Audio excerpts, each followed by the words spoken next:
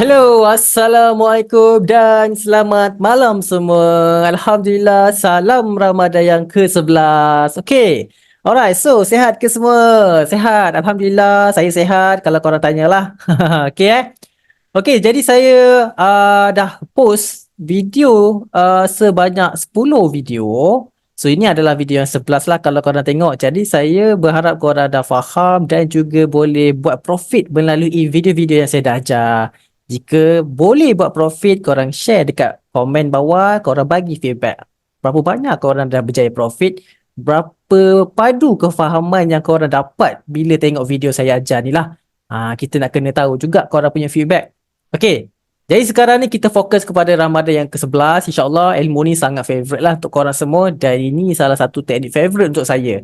Teknik ni sangat-sangat boleh bantu korang elak fake candle, fake setup, fake structure. Benda tu semualah. Especially kalau kita pakai time frame ni kat time frame besar, lagi selamat. Okay.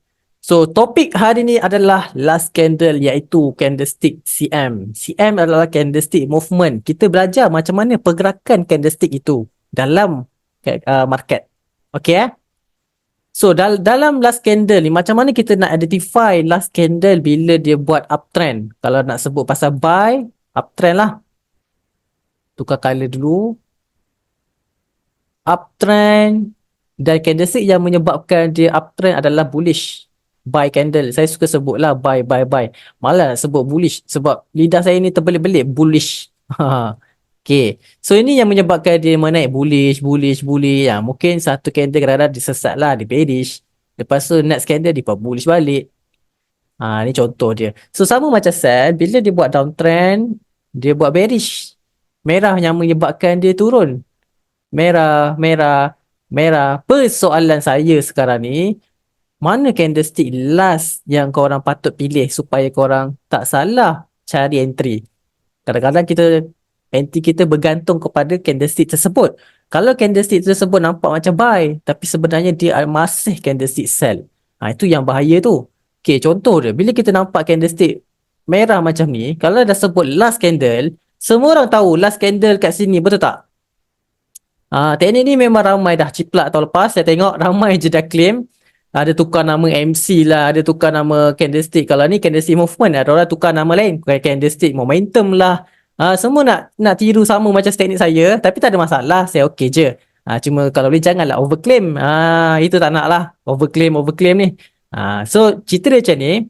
Kalau kita nak identify benda ni, okay, Orang yang copyright, dia kadang-kadang susah nak explain benda ni. Saya perasan lah, walaupun dia nak tiru teknik ni sama macam saya, dia explain, dia tak akan faham apa yang dia belajar ni lah. Sebab dia tak tahu point sebenar tu salah. Sebab saya tengok kan dia ajar orang, oh salah ni saja cara dia ajar. Kita tengok pun dah tahu dah. Jadi korang dengar daripada yang saya sendiri yang create SOP ni. Kita tak cipta teknik, kita just create SOP yang kita nampak lah selama dalam market ni. Okay. So, untuk candlestick yang merah, once kita dah check merah ni semua, wajib alert. Kalau saya dah kata alert, maksudnya penting lah benda ni. Alert apa dia? Alert shadow. Shadow ni main peranan kita. Shadow ni lah tricky kita. So, macam mana kita nak alert shadow? So, korang tengok setiap shadow yang ada masa dia terjun ni, kena alert kadang-kadang dia buat shadow panjang. Benda tu yang akan membantu kita lah. Jadi contohlah masa dia buat last candle ni, sebenarnya belakang sekali ni, dia buat shadow lagi panjang macam ni. So sebenarnya walaupun kita nampak dia sebagai last candle, sebenarnya bukan last candle. Last candle dia adalah kat sini. Kenapa? Sebab higher shadow, lower shadow tak pernah di breakout oleh mana-mana candlestick kanan dia. Tak ada lagi atas atau bawah. Itu maksud dia. So, kalau korang salah pilih candle, memang nanti entry korang akan ke laut lah. Especially bila candle kat sini, tiba-tiba dia buat engulf buy. Contoh, dia buat macam ni, engulf buy. So, korang akan assume setup ni adalah buy. Tapi kalau saya nampak ni, saya takkan ambil buy. Saya akan tunggu je retrace sikit atas, saya cari sell, pecahkan dia. Itu style saya lah. Jadi kalau korang tengok entry saya cantik, sharp entry, mostly sangat-sangat terbantu bila pakai benda ni. Okay, faham? So sama macam buy, bila dia naik, dia akan ada shadow yang mempengaruhi kenaikan ni semualah. Kadang-kadang dia buat panjang, kadang-kadang pendek. So yang pendek ni bahaya sikit, kena alert. Okay, so contoh macam ni. Orang akan nampak, oh ni last candle. Jadi orang pun akan marking lah kat sini. Jadi salah. Sebenarnya kita tengok candlestick sebelah ni, ada lagi last candle kat belakang, shadow yang panjang macam tu, tak pernah kena break. So sebenarnya dia adalah last candle yang berada yang paling tertinggi sepatutnya. Sebab apa? Dia tak pernah break dan dia pernah break kawan dia belakang. Dia break kawan dia, kiri dia, dan dia buat dan dia berada di tertinggi dan dia tak pernah di breakout oleh orang lain. So dialah CM. Dialah candlestick movement. Pergerakan dia lah yang kita akan ikut. Itu maksud dia lah. Okay, jom tengok contoh. Teori, contoh tak ada, pening juga, betul tak? Okay, so kita tengok sekarang ni lah contoh. Kenapa kalau korang tengok hari ni saya cari sell lah sampai saya share profit saya dekat $5,000 satu hari. So ini antara sebabnya lah. Okay, nak cari buy boleh, tak ada masalah. Saya pun ada buy juga tadi. Tapi saya tahu short buy tak payah hold sangat. Tapi long saya lebih kepada sell. Kenapa? Alright. First, masa dia FOMC fly, first masa dia fly, last candle dia kita tahu dah candlestick ni lah. Kenapa? Sebab dia paling besar, dia pecah ke semua last candle yang ada kat bawah ni semua. Kejap. Sorry. Okay. So kalau kita cari ni, nak tunjuk satu-satu banyak pula. So kita just assume pecah ni on the spot, pecah ke semua kat sini lah. Sebab dia dah panjang kan. Nampak lah, obviously nampak dia last candle. Bila candle panjang macam ni. So bila panjang macam ni, kita tahu dah, oh kita jangan cari sell. Sebab apa?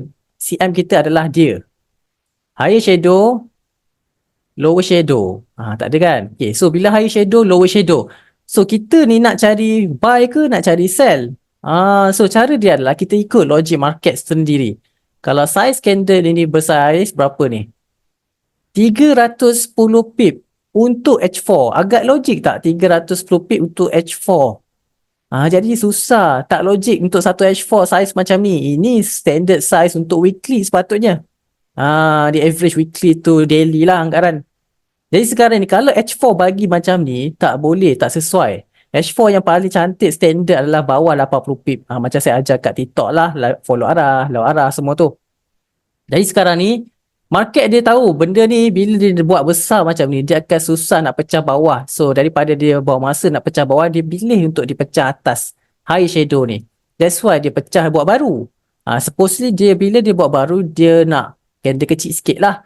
Pun buat besar juga macam ni. Faham tak? Bila buat besar macam ni, supposedly kita akan cari buy lagi. So kita akan ajar cari entry tu esok lah. Saya tak nak ajar hari ni lagi. Saya nak bagi korang faham last candle dulu. So besok baru korang tahu macam mana kita entry. Jadi sekarang ni, ini adalah last candle. Once dia dah jadi sebagai last candle, kita akan marking new higher shadow kat sini. Dan juga new lower shadow kat sini. Kalau tak ada shadow, just marking je lah dekat close dia. Okay. Alright, so bila dah nampak ada buat bullish H4 macam ni, kita akan fokus buy. Dia setiap candle ni semua, di dalam candle ni lah. Korang carilah buy. So macam saya bagi pesanan hari tu, kalau H4 partner dia M30. Ini kita akan borak part 2 nanti. Saya tak nak borak hari ni sebab saya nak explain ni panjang sikit untuk teori dia, supaya korang faham. Esok baru kita akan explain ni. So harap bersabar, jangan risau, relax je. Okay, fahamkan dulu teori yang last candle ni. Okay, jadi sekarang ni kalau kita dah buy semua, dia ada dah kenaikan kat sini. Saya ada juga buy sebenarnya, dah naik pun, settle lah. Lepas tu join kat sini tak ada setup, sebab tu dia break. Okay, jadi sekarang bila dia dah break, ini kita panggil last new candle. Sebab apa? Dia break yang paling tertinggi dan dia buat another new. So ini bukan, tak boleh. Ada orang dia ambil kat situ, saya tak ambil. Saya akan ambil yang break. Siapa CM dia? Yang paling latest lah. So barulah kita tukar marking kita dekat sini. Last candle kita yang baru dekat merah situ. Jadi terjawablah persoalan korang. Kenapa hari ni saya kerap mencari sell. Nampak tak?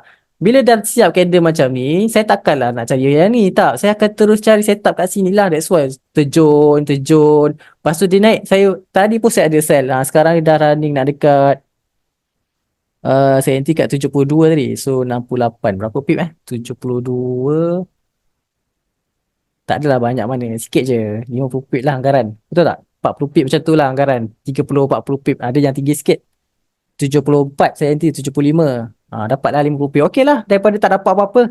Tapi benda ni sangat membantu korang lah. Nanti cara entry saya akan ajar korang. Supaya korang dapat entry yang sharp entry lah.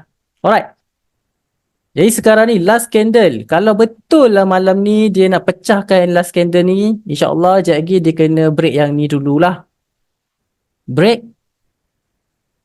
untuk dia buat another new last candle. Nah, itu maksud dia. So, di dalam ini semua bukan CM kita nak, tak nak. Ini semua kawasan-kawasan kita akan cari entry sama ada nak buy ataupun nak sell, depend on candle tersebut lah. Okay, clear eh? So, kalau korang tengok contoh daily. Ni daily tricky. Saya sebenarnya tengok daily ni memang buy je sebenarnya. Okay, siapakah last candle daily? Ni yang paling tricky. Kenapa saya masih fokus buy? Sebabkan daily dan juga weekly. Kita tengok daily dulu. Okay, obviously kalau nak cari last candle, kita tengok candles yang clear, kita nampak macam ni. Ni sasah dia last candle. Sebab apa? Dia break of previous candle dia. Dia kena kiri ni kena lebih, kena break je. Itu je. Nampak senang sikit lah. So, last candle dia kat sini dah break atas. So, tukar kepada sini pula. Higher shadow, lower shadow. Pun dah kena break. Okay. Ni kita cara nak identify lah macam mana candle apa yang sekarang ni tengah buat. So, saya check daripada bawah tu. So, ni high shadow, lower shadow dah di break oleh dia. So, dia pula last. Okay, kita ke atas sikit. Okay, so daripada sini tadi, high shadow, lower shadow, atas pun break. Bawah tak break lagi. So, kita cari kat situ pula. High shadow, lower shadow, break lagi. Okay. Dan this one, nampak tak? High shadow, lower shadow. Ada tak break? That's why kita kata masih lagi cari buy. Di dalam retracement semua ni, kita cari buy sahaja. Buy sahaja. So, kalau betul lah korang nak sell betul-betul long, kena wajib break this one. Kalau betul malam ni dia break, esok carilah sell pula. New candle yang ni. Kalau dia break malam ni lah. Okay. So, last candle ni, kalau last candle jangan assume bila dia buat bullish, wajib betul-betul naik. Tak, korang jangan assume macam tu. Dia boleh buat dua perkara. Bila dia buat candlestick yang besar macam ni, market ni dia nak kerja mudah. Dia akan lagi senang fly daripada turun. So yang ni, this one, supposedly dia nak naik lagi senang. Tapi dia turun juga. Dan kenapa dia turun? Dan dia perlukan konco-konco ni untuk break yang ni. Tu pun payah nak break. Nampak tak? Sampai tak break-break. Sampai tak break-break. Sampai tak break. Sampai tak break. Sampai tak break. Benda ni bahaya. Once benda ni kalau disampai lagi sekali, ada chances nak break lah. Sebab dia terlalu banyak konco-konco. Yang ni kita panggil konco. Di dalam candle CM ada banyak candle lah. Itu maksud dia. Untuk dia reverse nak cuba lawan. Jadi sekarang ni kita tengok. Benda ni kita tak boleh nak expect dia break atas atau bawah. That's why kita waiting. Kita waiting sahaja. So sepanjang waiting kita nak tunggu dia break mana satu, memang kita just fokus cari buy disebabkan candlestick dia buat bullish. Itu maksud saya lah. Just ikut apa dia buat. Bullish. Sama je H4. So weekly. Last candle weekly siapa? Kita dah nampak dah. This one. Bullish. So korang rasa weekly ni lagi senang nak naik ke nak turun? Kalau saya nampak lagi senang dia nak naik. So ada chances dia nak fly jugalah. Kenapa Okay, kita kira je zone weekly ni. High shadow sampai low shadow. 1100 pip. Ada logik tak kalau market ni dia nak terjun sekarang ni pergi ke lagi bawah ni 900 pip untuk break satu weekly saja. Senang tak market nak buat?